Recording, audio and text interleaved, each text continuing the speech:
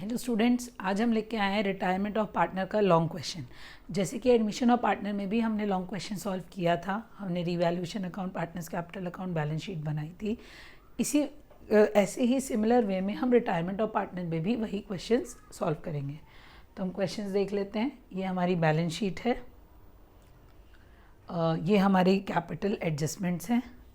अब देख लेते हैं क्या लिखा है। देखो, पहली एडजस्टमेंट है, fix assets were to be increase to 3 lakh.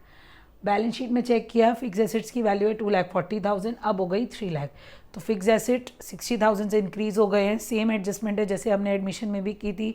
Asset increase होगा तो हमें रिवैल्यूएशन की क्रेडिट साइड में लिखना है। हम लिखेंगे बाय फिक्स्ड एसेट्स, क्योंकि एसेट इंक्रीज़ हो रहा है ना। एसेट इंक्रीज़ होगा तो बाय फिक्स्ड एसेट्स।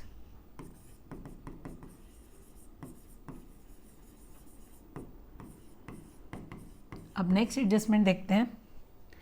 नेक्स्ट लिखा है stock is to be valued at 120%। अब 120% का क्या मतलब है? 120% का मतलब है 20% का इंक्रीज। तो हम स्टॉक पे कैलकुलेट करते हैं। 1 लाख पे अगर हम 20% कैलकुलेट करेंगे तो वैल्यू आएगी 20,000। इसे हम पुट करेंगे बाय स्टॉक 20,000। ठीक है, चेक कर लेते हैं और कोई एडजस्टमेंट हमारे पास रिवैल्यूएशन अकाउंट की गिवन नहीं है। तो जो भी रिवैल्यूएशन का प्रॉफिट लॉस आएगा उसे हम डिस्ट्रीब्यूट करेंगे और वो डिस्ट्रीब्यूट होगा हमारा ओल्ड रेशियो में। तो हम इसे ओल्ड रेशियो में डिस्ट्रीब्यूट कर लेते हैं। आप लोग भी डिस्ट्रीब्यूट कीजिए इस रेशियो में 2:1:1 में।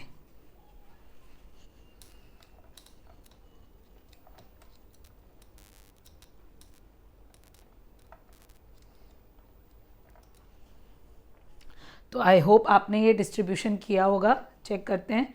2:1:1 में अगर हम इसे डिस्ट्रीब्यूट करेंगे तो ये हो जाएगा 2 प्रॉफिट और वैल्यू आएगी 80,000। अब इसे 2:1:1 में बांटना है, कनिका, दिशा एंड कबीर। सो 4 आ जाएगा 20,000, दैट मीन्स 40,000, 20,000 एंड 20,000। तो ये आ जाएगी हमारी रेशियो में डिस्ट्रीब्यूशन। रीवैल्यूएशन अकाउंट हमारा बहुत सिंपल था, इजीली हमने बना लिया। ठीक है, अब हम बनाएंगे पार्टनर्स कैपिटल अकाउंट। फॉर्मेट बना लेते हैं पार्टनर्स कैपिटल अकाउंट का। आई होप आप लोग को याद है, हमने लास्ट चैप्टर में भी इसे बनाया था। Particulars, Kanika, Disha and Kabir.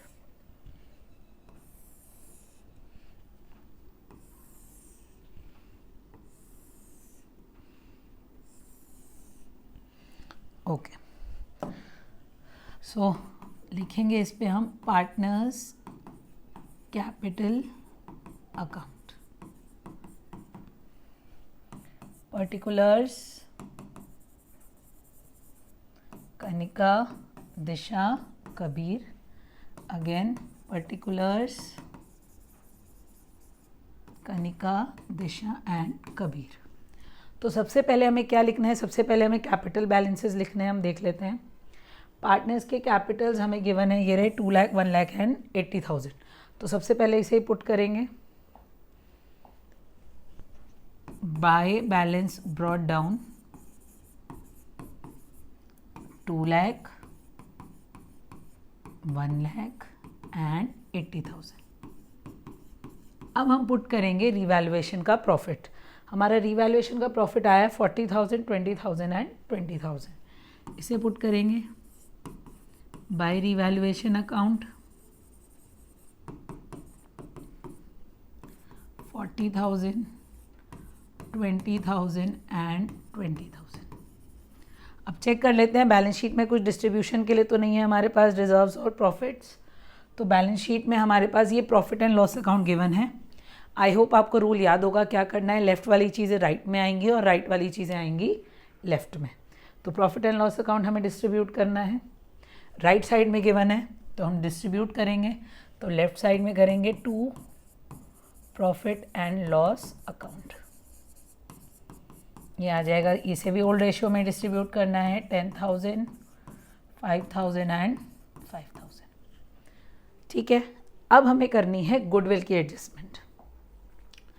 Goodwill of the firm is value 2 years purchase of average profit of last 3 years which were 1 lakh and 1,30,000। जैसा कि आप यहाँ देख सकते हैं एवरेज हमें 3 साल का निकालना है पर प्रॉफिट हमें सिर्फ 2 साल के गिवन है। तो तीसरे साल का प्रॉफिट कौन सा होगा? तीसरे साल का प्रॉफिट ये होगा 20,000। अब क्योंकि एसेट साइड में गिवन है, ये प्रॉफिट नहीं है, ये है हमारा लॉस। इसे हम प्रॉफिट नहीं बोलेंगे, इसे बोलेंगे हम लॉस। तो अब हम गुडविल के लिए जब कैलकुलेशन करेंगे तो गुडविल हम कैसे निकालेंगे? Goodwill 1 lakh plus 1,30,000 minus 20,000 upon 3, तो ये आ जाएगा 2,10,000 upon 3 which is equal to 70,000। अब गुडविल है 2 years परचेज, तो 70,000 इंटू 2, हमारी गुडविल की वैल्यू आ गई 1,40,000। जैसा कि हमने शॉर्ट क्वेश्चंस में किया था, गुडविल में से नए जो पार्टनर जा रहा है उसका शेयर निकालेंगे और फिर उसे गेनिंग रेशियो में बांटेंगे। तो अगर हम गुडविल 1,40,000 में से कनिका का शेयर कैलकुलेट करें इंटू 2/4, तो ये वैल्यू आ जाएगी हमारी 70,000। अब क्वेश्चन में ओल्ड और न्यू रेशियो गिवन नहीं है, तो कैसे निकालेंगे? हमारा रेशियो है 2:1:1, जो पार्टनर जा रहा है उसका शेयर हटा देंगे, क्या बचा 1:1, इसे 1:1 में हम डिस्ट्रीब्यूट कर देंगे। ठीक है, तो ये 1:1 में हमारा डिस्ट्रीब्यूशन हो जाएगा। 1:1 में इसे हम जब डिस्ट्रीब्यूट करेंगे तो ये वैल्यू आ जाएगी हमारे पास 35,000 और 35,000। अब 1:1 में डिस्ट्रीब्यूट करने के बाद ये वैल्यू आ रही है 35 और 35। पुट कैसे करेंगे? इसे पुट करेंगे जो जा रहा है उसके अकाउंट में बाई में 35,000 एंड 35,000, और जो नहीं जा रहे हैं उनके अकाउंट में हम 2 में पुट करेंगे 35,000 एंड 35,000।